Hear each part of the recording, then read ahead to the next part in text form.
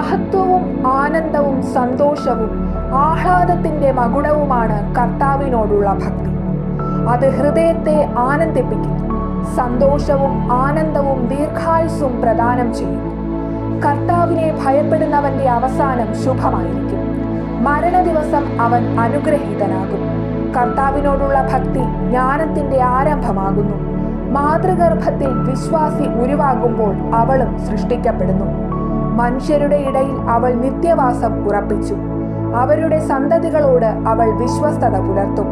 കർത്താവിനോടുള്ള ഭക്തി ജ്ഞാനത്തിന്റെ പൂർണ്ണതയാണ്. അവൾ തന്റെ സൽഫലങ്ങൾ കൊണ്ട് മനുഷ്യരെ തൃപ്തരാക്കുന്നു. അവളുടെ ഭവനം അഭികാമ്യ വസ്തുക്കൾ കൊണ്ട് നിറയുന്നു.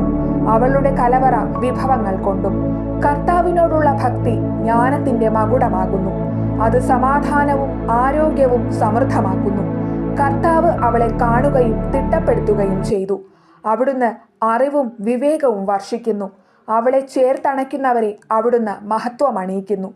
കർത്താവിനോടുള്ള ഭക്തി ജ്ഞാനത്തിന്റെ തായ്വേരാണ്.